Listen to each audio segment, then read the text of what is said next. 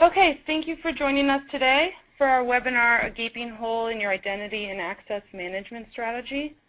My name is Rachel Spass. I'm the Marketing Manager here at SSH.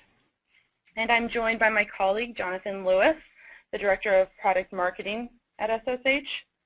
I'm also joined by Charles Kalaji, a Research VP for IDC Security Product Service. He executes primary research projects and analyzes markets for both vendors and user customers. And prior to joining IDC, he had a 16-year career with the National Security Agency.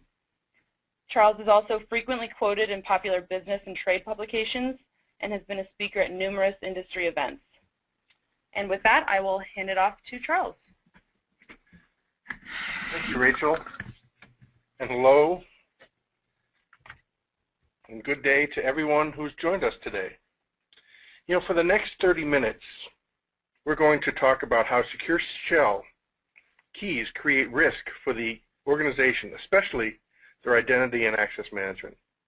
You know, Jonathan and the rest of the good people at SSH Communication Security know all of this well, but I, on the other hand, had to do my homework. In the white paper I wrote for them, which is the title on this slide, and which is available on the SSH website, I did my research and discovered many issues regarding risk associated with SSH key management, and I'm going to share those with you today. You know, over my years within security, I knew of the SSH protocol, and I've used it, but I wasn't aware of the scope, the size. SSH isn't just used for individuals, but many automated machine-to-machine processes are authenticated by SSH. You know, the number of identities in the secure shell environment is vastly greater than the number of identities in, say, Active Directory. You know, that these identities are rarely tracked or audited represents a gaping hole in basic identity and access management. You know, the secure shell identities often have high privilege access to the most sensitive information, systems, and processes comprising the IT infrastructure. You know, no matter how well our identity and access management system is, you are all probably missing what is below the waterline. And this is what we're going to talk about today. So just a few comments on how we've laid out today's presentation. I'm going to spend a moment outlining what secure shell is for those of you who might need a refresher. Then I will talk about the risks and compliance exposures. Jonathan will finish with resources and tools and how to get started in mitigating these risks. You know, the original purpose that led to the creation of the Secure Shell protocol was to provide an encrypted tunnel that could secure remote logins, remote command executions, and file transfers. You know, SSH uses public-private key pairs that are easily generated and stored. You know, access to the private key is generally accepted as proof for authentication. You know, SSH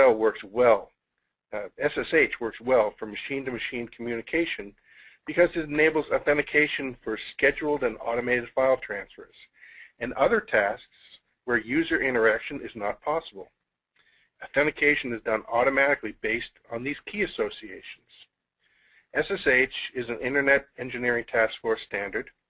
It's in widespread usage due to OpenSSH, a free version, and SSH is included in the Linux and Unix operating systems, which includes the Apple operating system, and is contained within many Internet routers and installed on a large number of web servers.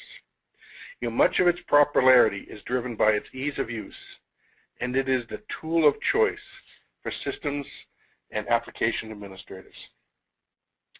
You know, SSH has evolved past its early days of having a number and has a number of popular uses. Its primary function is to provide security for telnet login credentials and for the subsequent session traffic of telnet.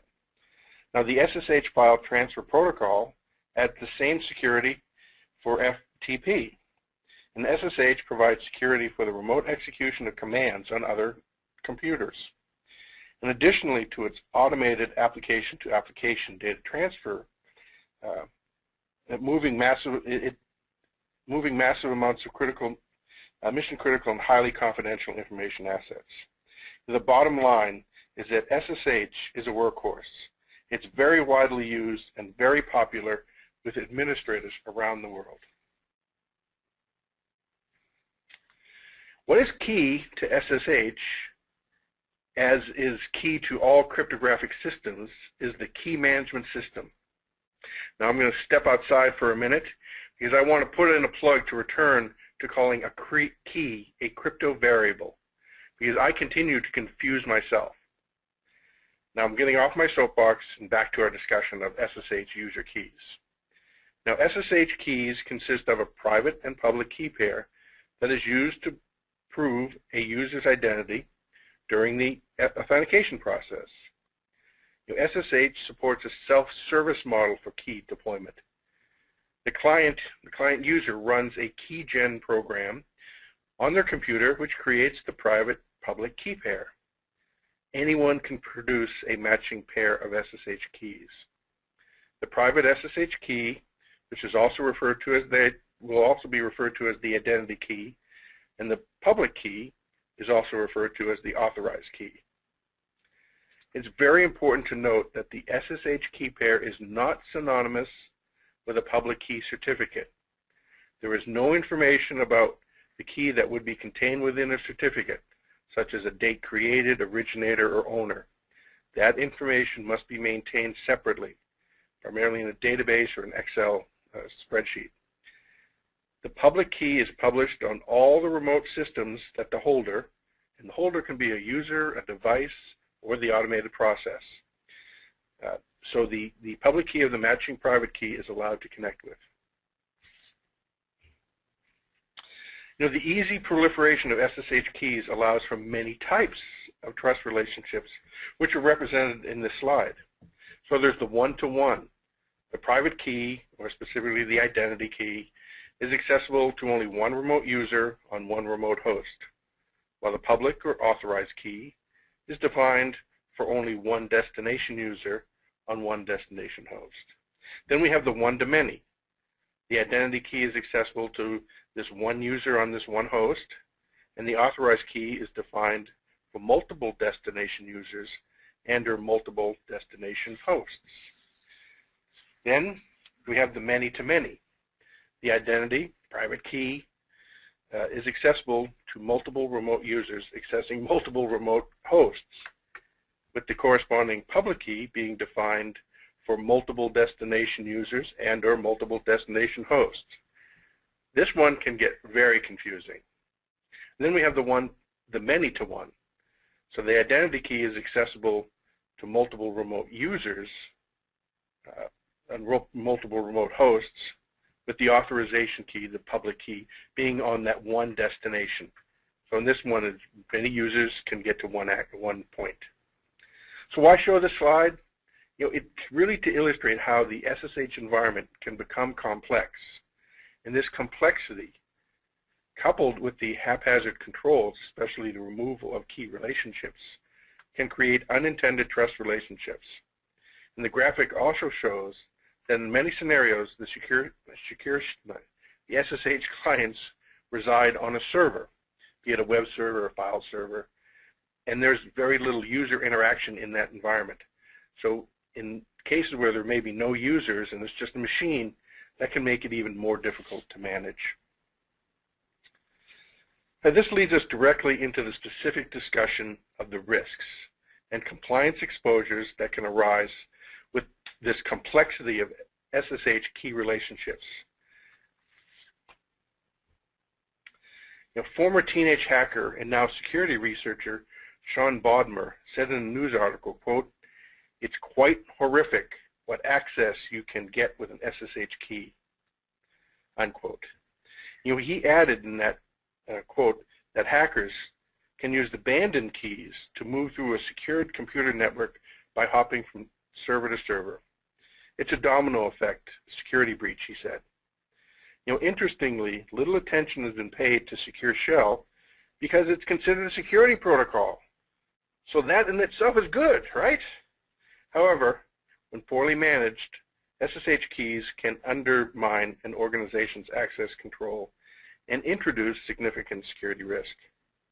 There is an option to include passphrase protection on private keys, but without central controls, users, they're kind of, do their own thing and are free to retain private keys without a passphrase. And there's also no mechanism to prevent users from making copies of private keys and using them after they leave the company. Private keys are susceptible to theft by malware, enabling access to systems and data by external bad actors. It only takes one rogue, orphaned, or lost key to compromise the whole network. Build this out. Here we go. As I mentioned, many people don't think much about the underpinnings of SSH, but there are many risks associated with the management of the keys.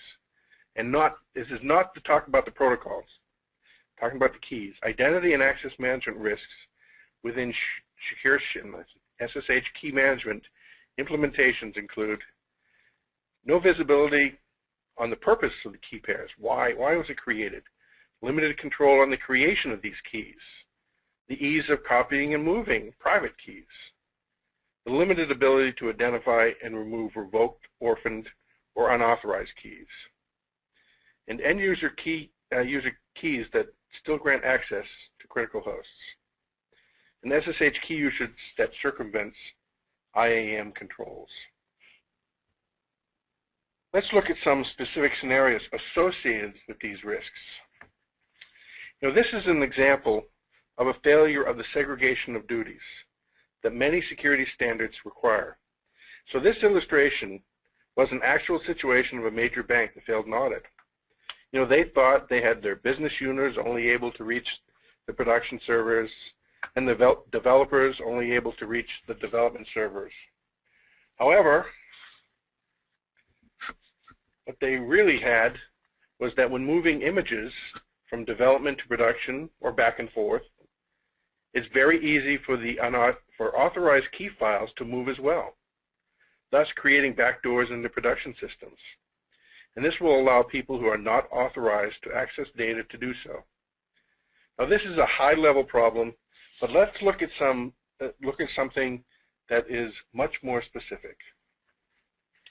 This graphic illustrates how an organization can lose control of a simple one-to-one trust relationship due to unfettered user activities. So Bob's original private key can be copied onto other systems. In other words, the IT department might think Bob can only use his private key at work. But in fact, that key can be copied onto other systems and used from those other systems and even used by other users, like Bill.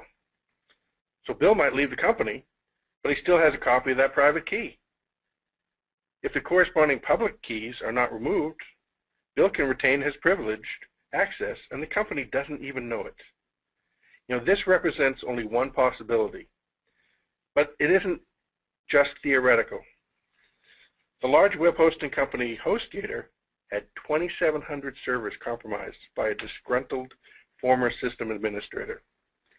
The backdoor allowing nearly unfettered root access to the Apache web server system was possible because the perpetrator obtained a HostGator SSH key and transferred it to computers under his control. He then attempted to penetrate the HostGator computer network using that SSH key. Now this scenario from this slide shows how unwanted, undesired trust relationships can be transferred with no covert action or policy violations on the part of any individual. So System Administrator A uses his root access to production server 1. And then he uses that to jump off and go to production server 2, even though he doesn't have a direct relationship with that server.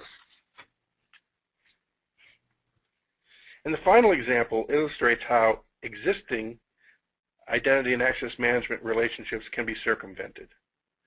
So an SSH connection can be made to bypass access control mechanisms such as password-based systems.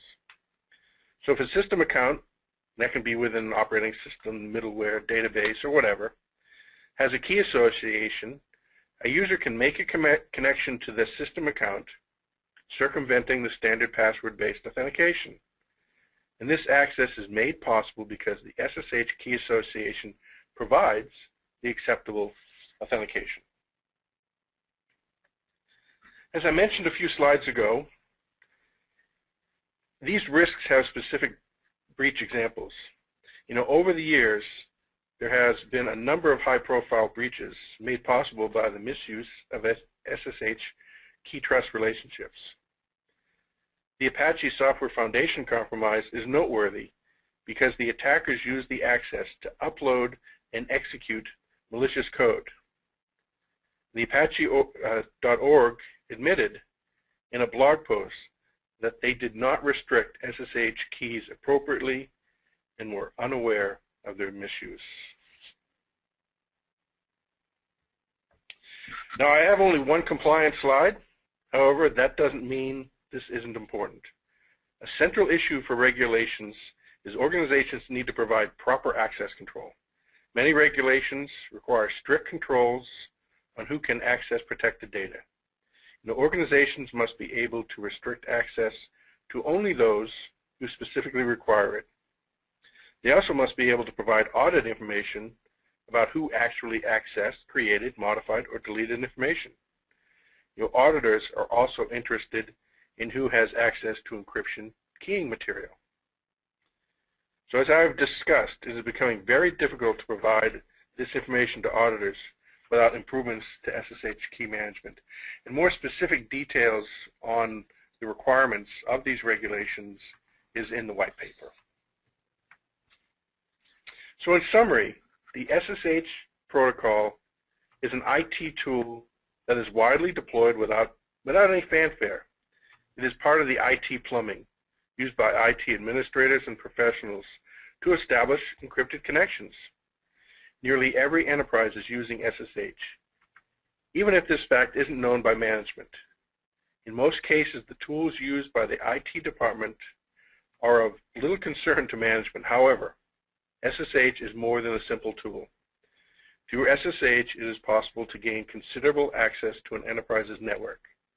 And for this reason, SSH requires special attention. The specific threats have been discussed, but the common denominator to all of these risks is that it's too easy to create and move keys, and there's very little oversight in those operations. So Jonathan Lewis will provide specific information on how SSH Communication Security provides tools to address many of the risks I've spoken of. Thanks, Charles. That was very illuminating. A lot of clear slides and dialogue about how the risks of secure shell. I think I probably want to give a bit of good news in that we don't have enterprises and organizations can take some simple steps to get started. It's relatively painless to really find out where your organization stands. And there's a lot of tools and resources out there, including from SSH Communication Security. So I'll just take a few minutes to talk about how you get started and the resources available to help you along the way. So the few simple first steps, it's not that complicated. You want to identify the processes used for creating and managing your key-based authorizations. So how are you doing it in your organization? Are these processes well documented? Are you keeping records and so on? So it's just basic block and tackling for how your process works. And once you have an understanding of what your process is and you've looked into it, can you identify some risk and compliance issues that might be within those processes? Can you audit who has access to what? Are the keys-based authorizations removed when employees leave the company? Do you have a process for that? Are key-based authorizations modified when an employee changes roles? There's a basic identity and access management requirement that that privileges be based on a need-to-know and a need-to-do basis. So do your key-based authorizations follow that model? Are privileged sessions logged and monitored? Are you able to track what people are doing and what processes are doing under the elevated privileges that are often provided through Secure Shell? Are keys rotated on a regular basis? keys are effectively like a password, and so passwords are typically have requirements for regular updates, and keys should have similar requirements. There are a number of key restrictions and protections available within the Secure Shell protocol, so have those been implemented?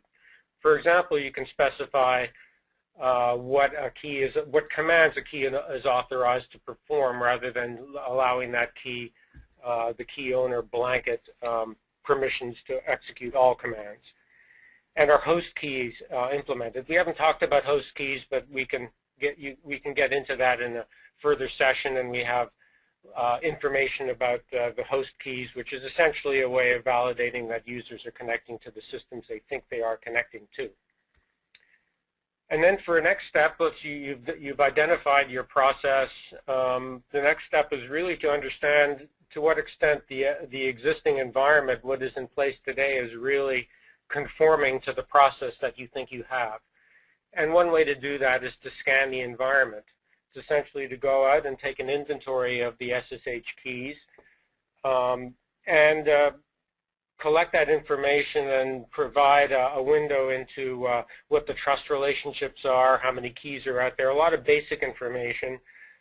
You actually do need some tools to support that scanning process, and we'll talk about that in a couple of slides. But the kind of information that you can get from a regular scan of your user key environment are the total number of keys and related users, the host operating system platforms and the versions of Secure Shell that they're running, the known and unknown trust relationships, the number of root authorizations, user keys with and without command restrictions, without source address or host name restrictions, whether there's duplicate or shared private keys without passphrase protection, key age, algorithms and lengths. So key age is an indicator of whether you're actually rotating your keys. So we found in some instances in our audits that keys that are several years old are out and still have authorized use within the environment. And where the user keys are in terms of directory structure. Are they in root-owned or are they in writable by non-root owners? And reachability analysis, where how far into the enterprise infrastructure can a particular key reach. And so together with your sort of your paper processes of understanding how you are deploying your Secure Shell keys and how you're managing them, and in combination with the audit of the scan and the inventory that you take, you can now assess your risk and compliance issues. And some of the risk issues are just highlighted here. Charles has talked about these same risks a little bit earlier, but whether your keys are documented or not, so if there's keys are out there and you can't identify what they're supposed to be used for, then there's a risk there. Violation of particular policies, whether that be updates, how often your keys are being rotated, the versions that you're using, and so on. And then specific compliance issues. Keys, again, are pretty much the same as passwords, and so the management policies that you have regarding username and passwords, those same policies should really be applying to your Secure Shell keys. Just to kind of give you an example from one of the customers that we've worked with is a large global bank. They had over 10,000 servers on their network, and when we were brought in to essentially help them out with their Secure Shell identity and access management issues, one of the first things we found was that they had 1.5 million user keys out in their environment, and this was far greater than the number of end user identities, probably by a factor of 100. 10% of those 1.5 million keys, 150,000, were unknown. In other words, they didn't know why they were there, and they also had root access. So this was a huge red flag in terms of risk. And they didn't have the ability to monitor and enforce user access. So essentially, it was quite poorly managed. And as a result of all this, they had failed the SOX audit, and so that's why we were brought in to help remediate that. So this is not an uncommon scenario, and is sort of an indicator of why it makes sense to take a look at your own secure shell environment to determine where your organization stands with respect to risk and compliance. Another element that we didn't talk about, but I think is worth mentioning, is having an unmanaged secure shell environment is actually quite costly. It's actually more expensive to deploy it in unmanaged fashion than it is to bring it under central control. And this really functions as kind of a hidden tax. If you look at the process in a manual system for how secure shell identities and authorizations are created, typically, there's an administrator somewhere makes a key request that goes to support. There's an approval process, and this is often through email or a ticketing system. The end user then has to generate the key pair on their workstation. They may cut and paste their public key and email it to the support administrator, and the support administrator transfers that public key onto the system or systems that end user is supposed to be given access to. So there's those configuration steps, and then it has to be tested. There may be backup systems that have to be accommodated as well. So the process can be quite complex. There's a fair amount of opportunity for error and omission. And this all adds up to dollars. And so this, in the work that we've done with customers, you can see here that the cost of basically just creating a trust relationship within Secure Shell can be fairly high. And if you repeat this many times over the course of a year, it can add up to into the millions. So there is a benefit to bringing this under central management. I just want to talk a little bit about secure SSH communication security, let you know a bit about who we are, and then I'll finish off with a little bit about the resources that we can provide and that are available to you to help you get started if indeed this looks like something you should be addressing within your environment. Our company started in the mid-90s. Our founder was the inventor of the Secure Shell protocol, and he's still the CEO of our company.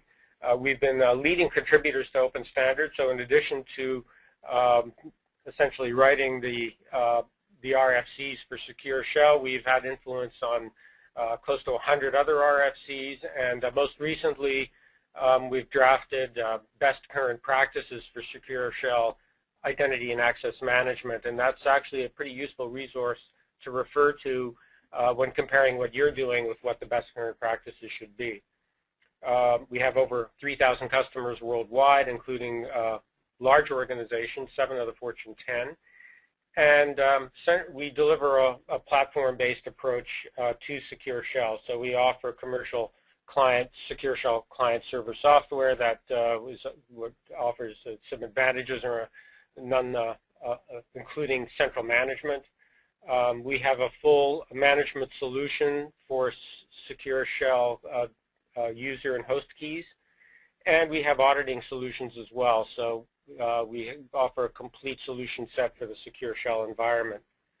In terms of resources, I guess your first step is getting information. We have a good set of Secure Shell identity and access management white papers. The paper that Charles authored is on our website, and it really gives you an excellent rundown of what the specific issues are. The IETF best current practices that I just referred to, and the link to those best practices are actually shown here at the bottom of the slide. And in terms of tools, we've just released the SSH Risk Assessor. This is a free scanning tool. It works on Windows and Linux environments, and it's a lightweight script with a report generator that will go out to your systems, take an inventory of your keys, and provide pretty much the set of information that I've described in that scanning slide earlier on. And that'll really give you a good indication of whether this is something you need to look into further. If you have a more complex environment, including Windows systems and other systems that aren't covered by our scanning tool, we offer a key discovery service. So we'll come in. It's a relatively low-cost offering, and we can essentially do a discovery and inventory and report on your environment, either all of it or a subset, and again let you know where you stand with respect to these risk and compliance issues. And then we have the solution, the Universal SSH Key Manager. If you see that you have these risk and compliance issues, the cost of your unmanaged secure shell environment is becoming burdensome in terms of those manual processes, we can help you both with the professional services and our Universal SSH Key Manager product to help bring this completely under control. So that was my final slide.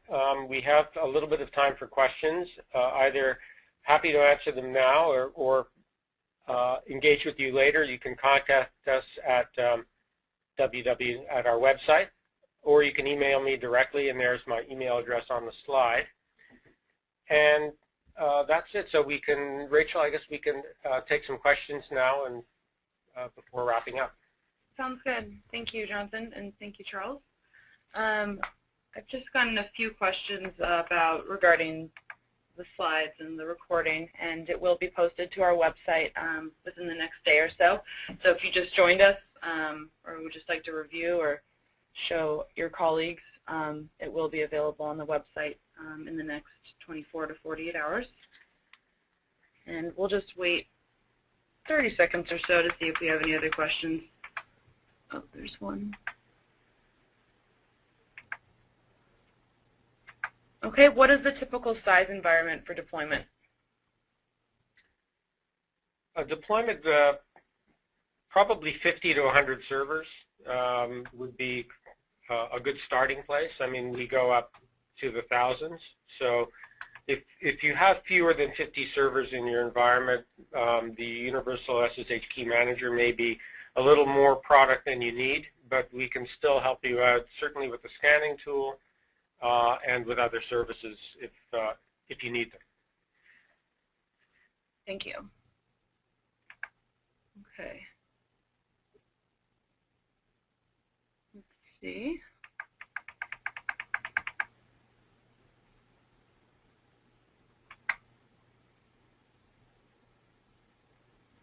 Who are the people in charge to do the security risk window study, and how much is it?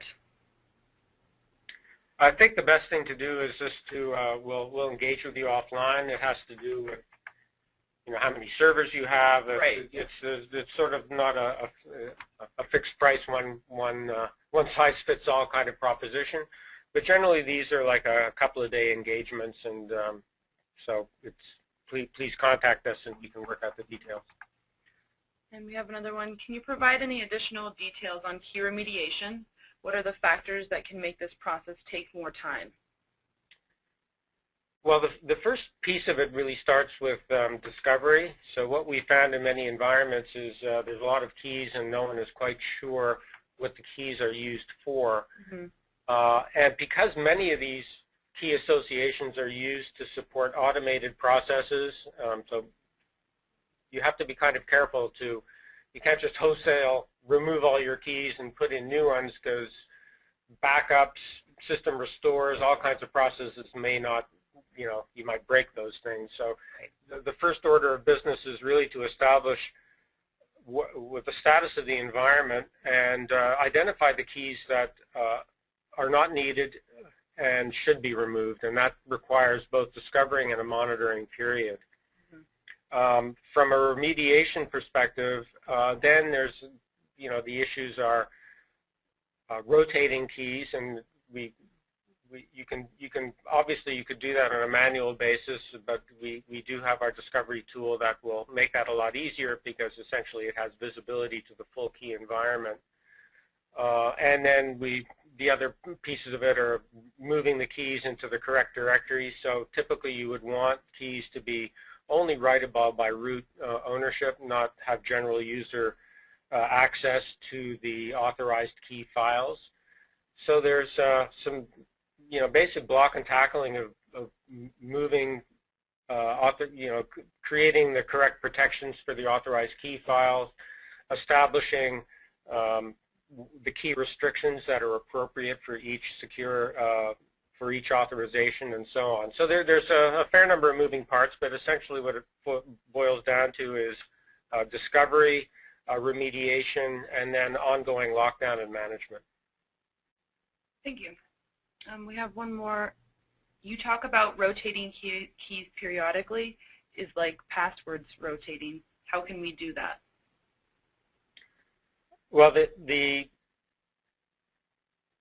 there's essentially the files will contain a record of when they were created or last updated.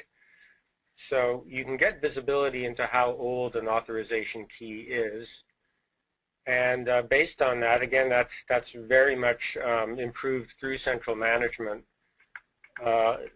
What needs to take place is the rotation is essentially you know, a removal of the current key and the replacement of it with a new one. So that's rotation really means replacement in that sense.